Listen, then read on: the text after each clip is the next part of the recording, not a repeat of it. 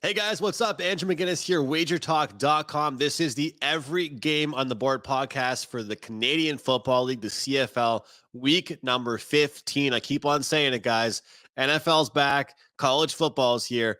Does not mean we have to stop making money in the CFL, and that is certainly what we have done. 14-4 run, that's 78%, and 8-1 this year on 5% plays. What a year it's been. What a summer it's been.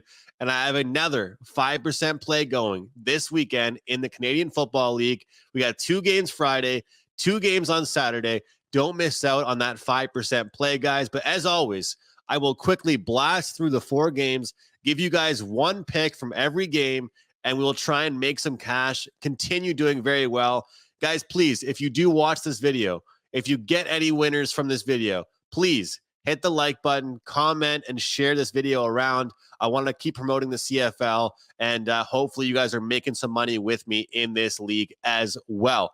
Let's go to the very first game of the week. We have the Saskatchewan Roughriders and the Ottawa Redblacks going head-to-head in Ottawa. Current spread sits at -2 for the visiting Roughriders. Ottawa +2 here. Their losing streak continues. They put up a ton of points last week in defeat against the BC Lions, a team that continues to put up points, but they cannot get a stop to save their lives. Sounds like a team I know very well in the West Division. Oh, yeah, that team is Saskatchewan. Saskatchewan, a team that used to be known for good defense, used to be known for great pass pressure, pass rush. Not anymore. That's not what their identity is. Now they're traveling across the country to an Ottawa team that is eager to get back on track, especially in front of their home fans. It sounds like it was a pretty good practice. Besides one day this week, there was a fight. There was actually a little bit of a mini brawl. As far as the handicap, depending on which way you look at it, you can find negatives or positives. The way I look at it is this team still cares. They would not be fighting if they did not still care about this season. I'm taking Ottawa here. Game number 1, lean towards the over as well, but give me Ottawa plus the 2 points. How about the underdog, the home dog, to start things off as our first pick here on CFL Every Game on the Board. And again, guys, I will have a 5% play this week, and I'm 8-1 on the season with 5% plays. Only 1 loss the entire year on 5% best bets. Game number 2, we got the BC Lions, Edmonton Elks, BC laying 6. They were laying 6.5. The number's gone down a 0.5 point. I'll tell you what, BC looked great last week, but they have to get it going with their defense. To me, Edmonton, I know they're playing at home, but they're becoming a popular team, a popular dog. And they've played very well. But they've played well against teams that aren't really at the top of the league. Now, you put them against a team like BC, I feel like this is the game that BC gets their defense going against. I think Edmonton will be a popular bet here this week, but they're getting points like, 6. To me, that should be more like 7, 8, 8.5. I think this is a discounted price on a BC team strictly because their defense has struggled as of late. So give me the BC Lions. I'll lay the road chalk here and take them minus the 6 in Edmonton. Game number 3, Hamilton and Toronto. That number 9.5 now, home favorites for the Toronto Argonauts. That number was 10.5. Now seeing 9.5. Money coming in on Hamilton. And guess what, guys? I agree with it. This is a spot here. You have a Toronto team at home. Despite the rivalry fact, this Toronto team has secured their number 1 spot in the East Division. They have locked in their number 1 spot in the East. They're going to win games down the stretch.